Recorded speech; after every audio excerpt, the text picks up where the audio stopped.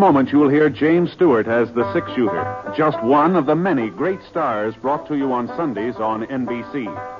Every Sunday, hear Hume Cronin and Jessica Tandy in The Marriage, Sir Laurence Olivier on Theatre Royal, Lawrence Tibbett with the Golden Voices, Helen Hayes, Frederick March, Rex Harrison, and Lily Palmer on the NBC Star Playhouse. All of them heard only on NBC. James Stewart as the six-shooter.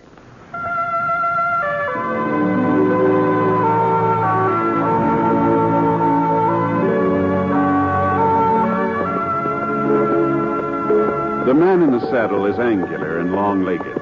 His skin is sun-dyed brown. The gun in his holster is gray steel and rainbow mother of pearl, its handle unmarked. People call them both the six-shooter. Coleman, America's leader in modern automatic home heating equipment, and the National Broadcasting Company present James Stewart as the six-shooter, a transcribed series of dramas based on the life of Britt Ponsett, the Texas plainsman who wandered through the Western Territories, leaving behind a trail of still-remembered legends. Now, in just a moment, immediately following this important announcement, you'll hear Act One of The Six-Shooter. The Red Cross trains millions of Americans each year in first aid, water safety, home nursing, and as volunteer nurses' aides. Volunteer nurses' aides assist professional nurses in hospitals and clinics. This help requires skill.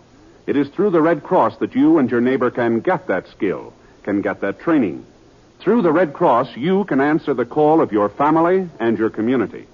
Help make this training possible. Give through the American Red Cross Fund. Now, Act One of The Six-Shooter, starring James Stewart. The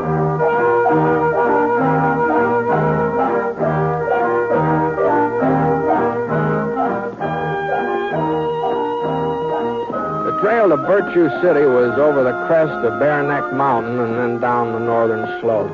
That's why you couldn't see the town until you were almost there. That and the clouds. There always seemed to be a stack of thick marshmallow clouds along the side of Bare Neck, and by the time you got through them, the town was right in front of you. Anyway, it was about 2 o'clock in the afternoon when I hit the city limits, and at least what had been the city limits 10, 15 years ago. Of course, nowadays, houses on the outskirts weren't much more than just loose timbers and broken windows. When I reached the main street, things looked more normal. Not like a real town, of course, but... well, the mercantile was open, and the bank, and the post office. 10 or 12 stores, maybe, all still doing business. I spotted what I was looking for. Oh, boy. Oh. The sign on the Opera House said Rocky Mountain Western Railroad, Virtue City office. Well, I guess they might as well use the Opera House for something. Jenny Lind sure won't be singing there anymore. Not like she did for the grand opening.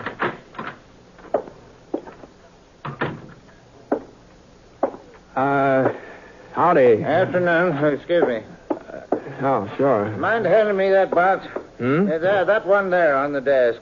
Oh, this one, yeah. Yeah, I want to put these papers in it. Yeah, thanks. You're cleaning out the office, That's huh? right. I see. Yes. Moving to another place. Yeah. Well, I guess there's plenty of vacancies in Virtue City, isn't there? Yeah, there'll soon be one more. Oh, wait a minute. What? You leaving town? I sure am, mister. In 3 weeks. That's what I wasted here. 3 weeks. Well, I'm not wasting any more time. Tomorrow night, that's the deadline. Then I take the stage. Virtue City doesn't deserve a railroad, and they're not getting one. Well, what's on your mind? Well, under the circumstances, I'm not exactly sure. That's no surprise. Nobody's sure of anything around here. No, what I mean is I was figuring on signing up with the railroad. I've laid track before, and I thought that I heard the new line was going through Virtue City. You heard wrong, mister. Uh-huh.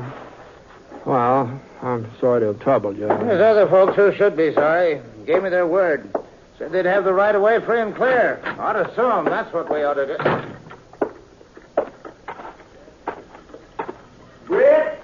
Britt Ponsett. Hmm? Over here in the courthouse. It's What? me, Doc Cross. What? Oh, hello, Doc. Come on in. I say come on in. Oh, well, sure. Doc?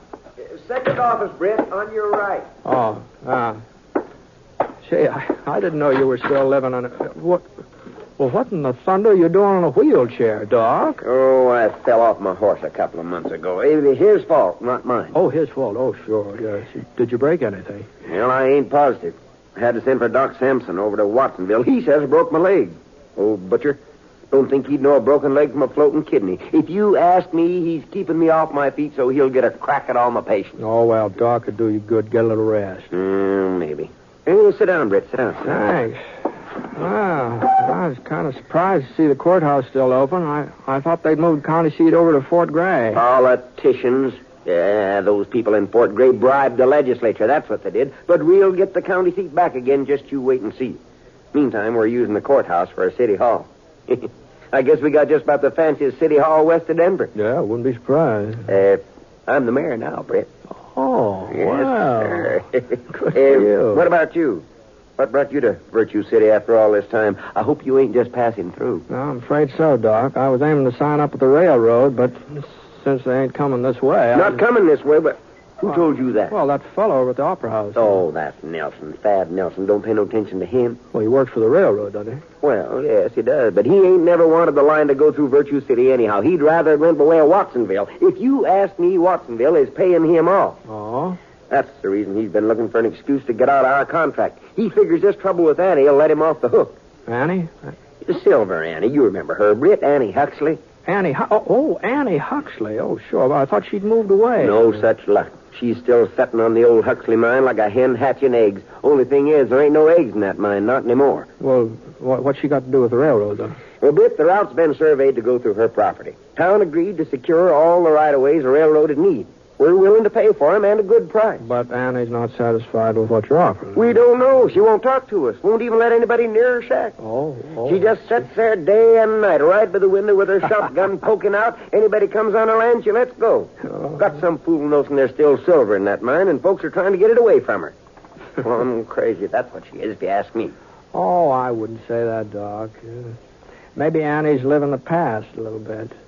She's got quite a past to live in, too, you know. Gee whiz, I remember about her wedding to Sin Huxley.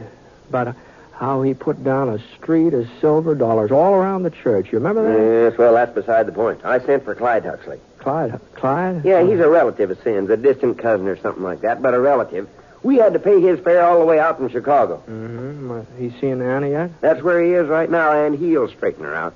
You see, he's a lawyer, and he's not the kind to put up with any nonsense. So, well, Mr. Huxley, I didn't see you ride up, and I've been watching the street. I didn't ride. I walked.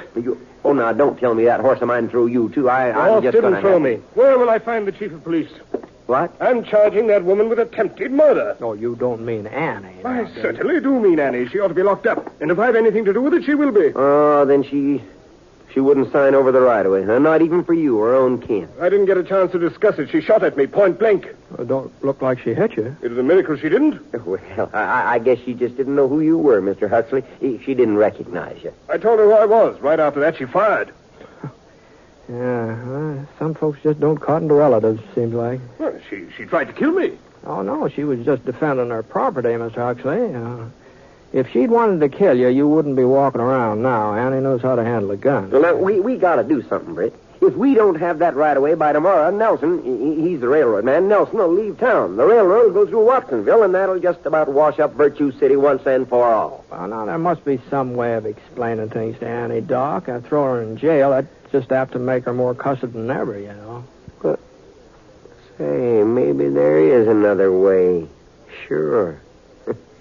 Somebody she trusted, somebody who didn't have no axe to grind. She'd listen to him. Now, Doc. You got those papers all ready for her to sign, Mr. Huxley? Doc. Well, then give them to Britt. Doc, now, this ain't my affair, Doc. Now, I don't want to get mixed up with this. Oh, I know you, Britt. No, you but wouldn't let us down, not at a time like Doc, this. Go on, Huxley, give him the papers. Now, wait a minute. We'll Doc. never forget what you're doing, Britt. The whole town will be in your debt. Just get her to sign them. The places are marked with an X. Doc.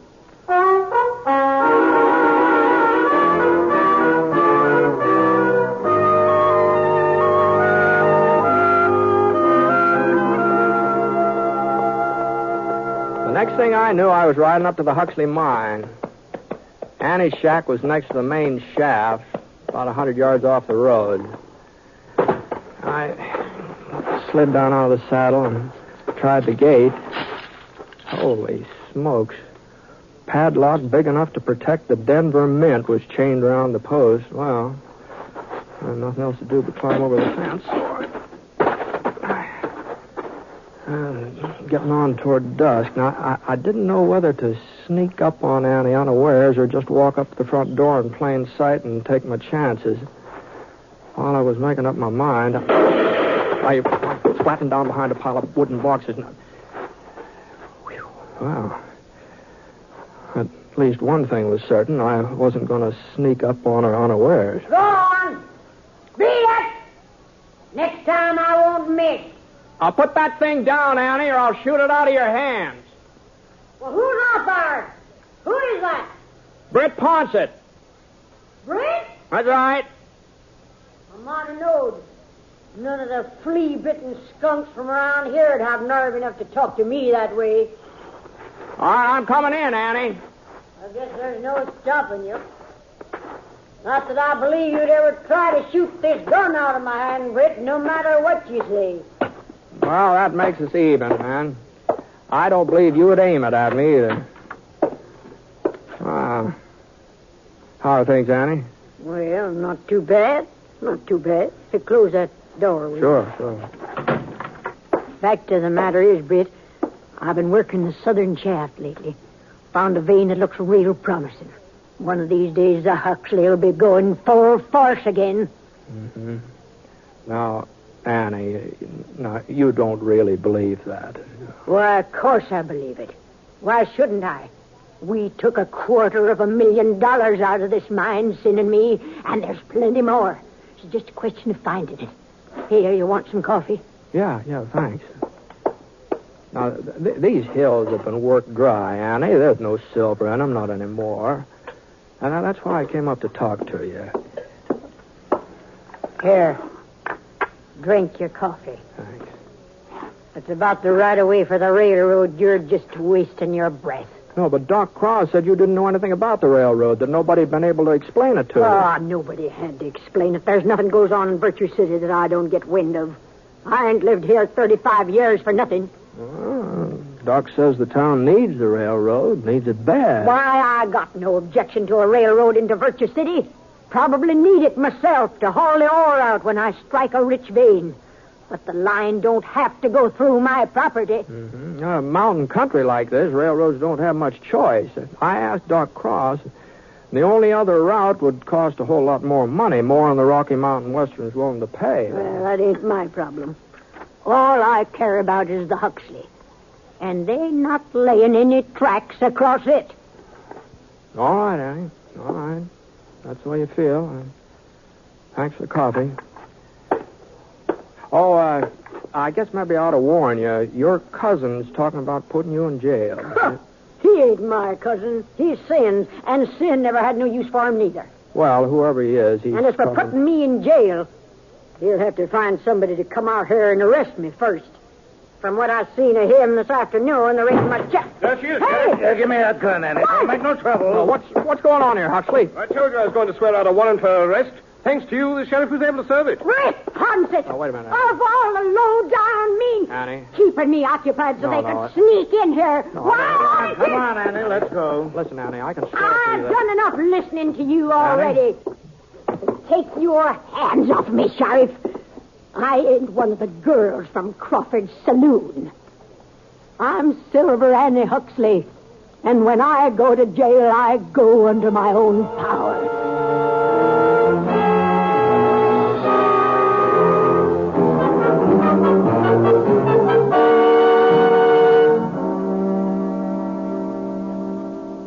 We'll return to James Stewart as the six-shooter in a moment.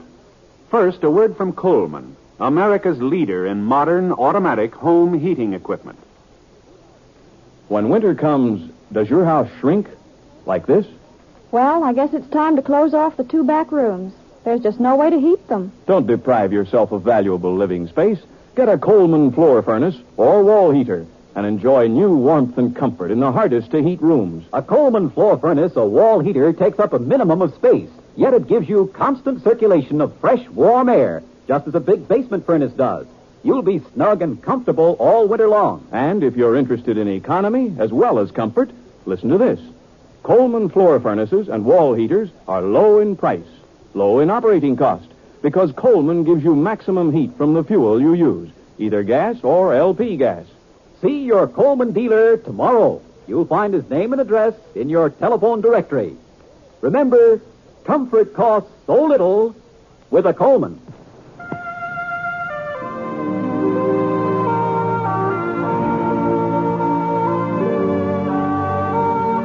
Now, Act Two of The Six Shooter, starring James Stewart as Britt Ponsett.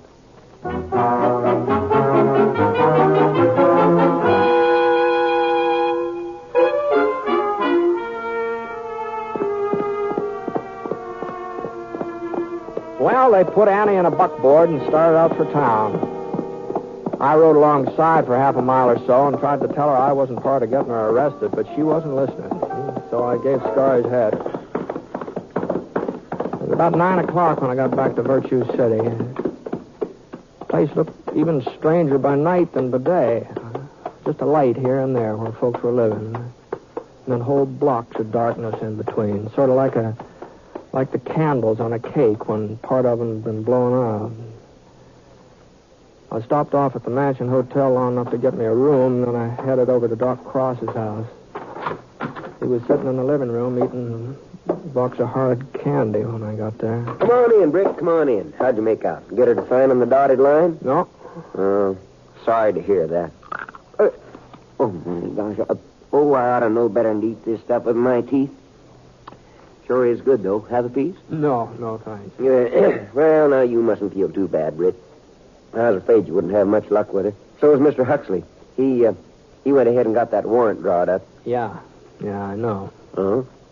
Yeah. I was there when the sheriff arrested her.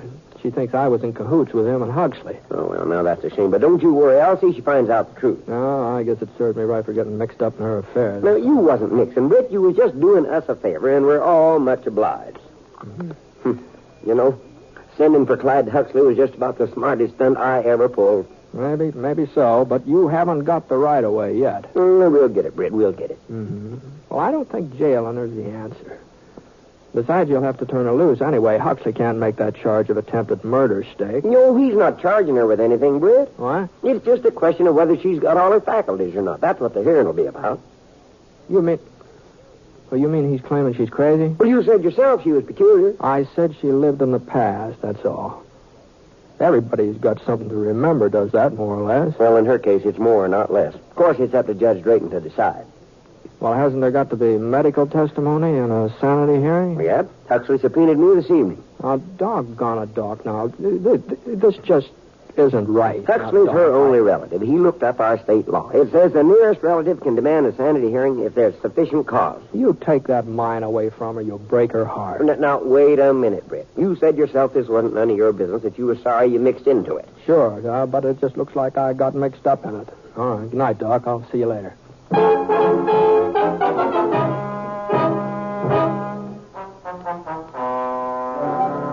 Mrs. Huxley, I want to get this clear.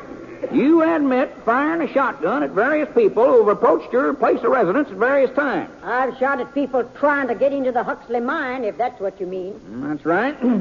Now, how often has this occurred? As often as they tried it. Yeah, now, order. Now, you come to order. It's a very serious matter. Now, let's see, where was... Oh, yes.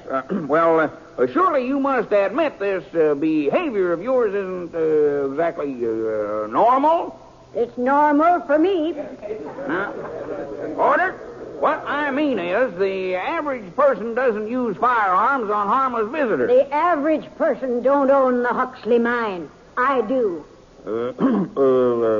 Your Honor. Go ahead, Mr. Huxley. This is the crux of my poor cousin's delusion. This feeling of hers that the Huxley mine is of some great value, that it still contains silver, when we all know that it's worthless. And just how do you know that? You proved it to us. For 10 years you've lived there and searched the shafts every day. Have you found silver? Even a trace of it? No. I ain't. You see, Your Honor. If that makes me crazy, then Sin must have really been out of his head. He spent 12 years prospecting that mine before he made his first strike. I still got 2 years to go before I'll be even with him. Yes, but there was silver there then. There is now. Your Honor. I'm sorry, Mrs. Huxley, but after what Doc Cross said and then what you yourself say, well, I'm afraid that the law allows me no alternative but to... Excuse me, Your Honor. Now, see here. We're not going to have any more interruptions. Who is that man, Doc? Britt Ponson. Ponson, the six-shooter? Yes, but now don't you let him talk to you. Well, if there's something you wish to say, Mr. Ponson, this here court will be happy to hear you. Oh, thanks, Judge. I've been listening to this hearing, and like Mr. Huxley says, it all seems to hinge on whether or not there's any silver in the Huxley mine. What I mean is, if there was silver, then Annie's actions wouldn't seem so strange, would they? Well, no, I suppose not. She'd be protecting a valuable piece of land. But... Yeah, well, now, I think maybe you ought to see this report here. You see, I took some ore samples from the Huxley mine over to this assay office this morning.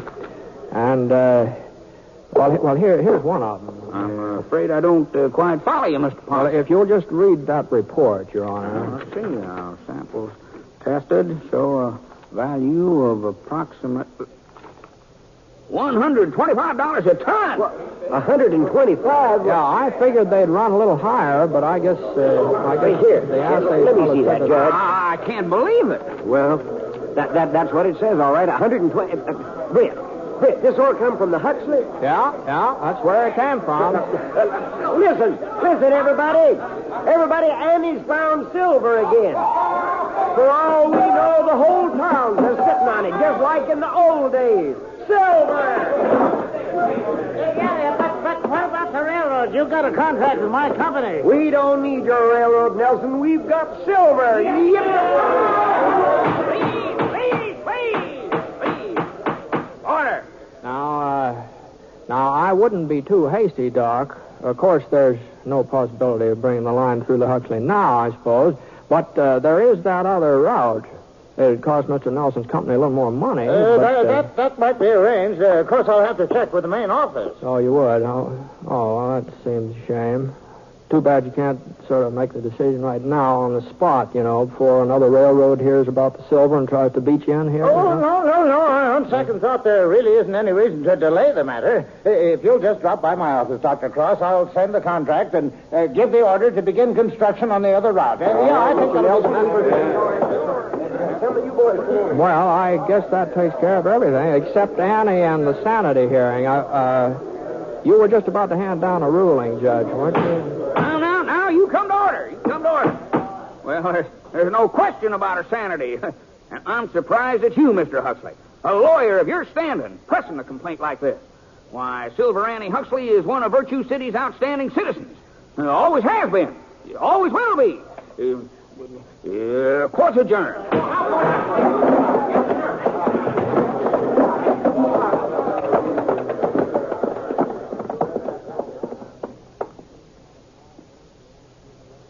Well, inside of 5 minutes, the only people left in that courtroom were me and Annie. It's a funny thing, She was the only person who hadn't been excited about the silver. She just kind of stared at me without budging. And then the corners of her lips sort of wrinkled up into a smile. Britt Ponson? Yes, ma'am. You better get out of town before they find out. They'd tar and feather you for sure. Well, what are you talking about, Annie? Why? You think I didn't recognize that piece of ore? I ought to. I've been looking at it for 30 years. Them samples have been sitting on my dresser ever since Sin found them in his first strike. No. You saw them last night. You knew they were souvenirs from the old days. Well, they could have been something that you dug up recently, couldn't they? Oh, I'm not saying you lied, Britt. All you told him was that the ore was from the Huxley. That's true enough. It's just a good thing they didn't ask you when. Yes, I guess it is. Yeah. Well, anybody can make a mistake, you know. You knew what you were doing. And you knew the railroad would be coming through the other route before they got wise.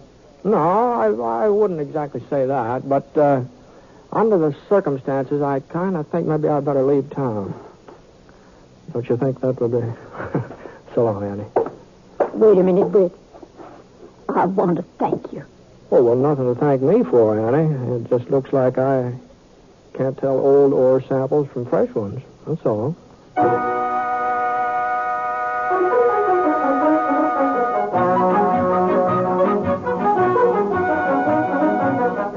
It was a month or two later before I heard about Virtue City again. Bumped into a fellow in Idaho Springs who was heading up that way. Said there'd been a big silver strike near the town. I tried to talk him out of going over there. I told him it's probably just a false alarm. He wouldn't listen. He said there'd been a false strike 3 or 4 weeks ago, and everybody went out prospecting. And the first thing you knew, somebody found silver. The real thing. Fellow had a newspaper from Virtue City to prove it. Editorial on the front page was by Doc Cross about moving the county seat back to where it belonged. Well, things sure have a funny way of working out, don't they?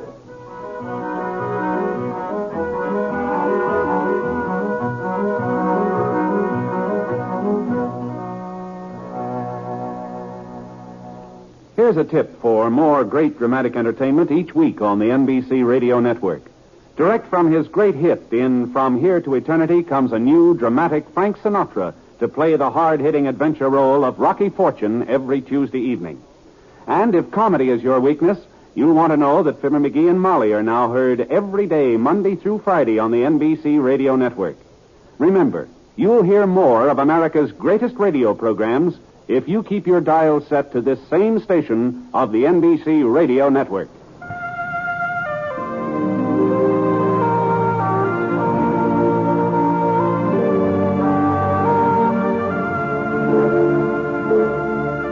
Coleman, America's leader in modern automatic home heating equipment, and the National Broadcasting Company have presented James Stewart as the six-shooter.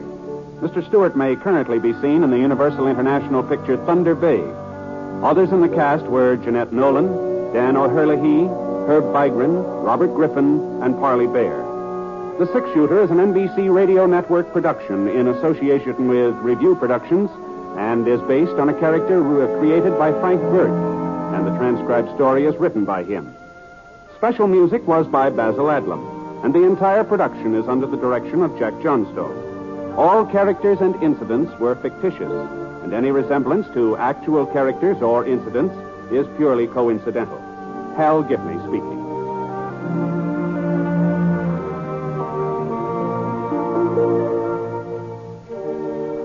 Listen to Last Man Out, next on the NBC Radio Network.